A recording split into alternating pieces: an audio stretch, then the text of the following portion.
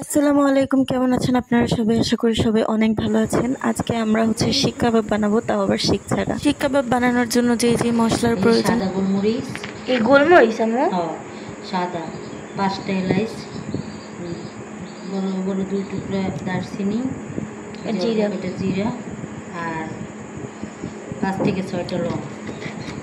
এবার এগুলোকে ভালো করে একদম মিহি মিহি করে বেটে নিচ্ছে। ঘরে বসে মাঝের মধ্যে এরকম একটু স্বাস্থ্যকর জিনিস তৈরি করে খেতে হয়, না হলে জীবন বেশি স্বাস্থ্যকর হয়ে গেলেও সমস্যা।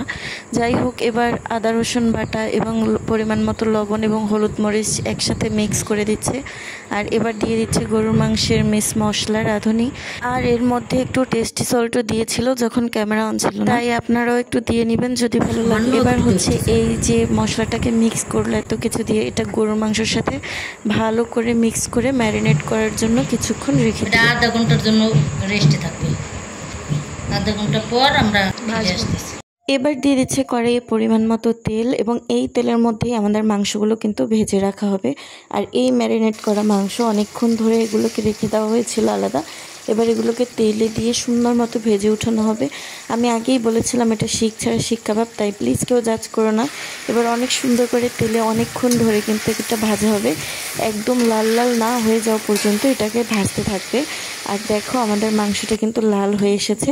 এবার এটা একদম হয়ে এসেছে, এটা উঠিয়ে ফেলবে কিছুক্ষণ পর। আর আমাদের মাংসটা হয়ে গেছে, এবার এটাকে উঠিয়ে নিচ্ছে আলাদা করে। আমার আম্মু একবার একটা ভিডিওতে লিখেছিল গরুর গোশ, তাই সেটা নিয়ে অনেকে হাসাহাসি করেছে। আচ্ছা, গ্রামের মানুষের কথা কি আপনারা কখনো না শুনলে নাই? যেহেতু আপনারা জানেন না গোশ কি, তাহলে জানার প্রয়োজনও নেই। যাই হোক, আমাদের রান্নাটা একদম তৈরি হয়ে গেছে।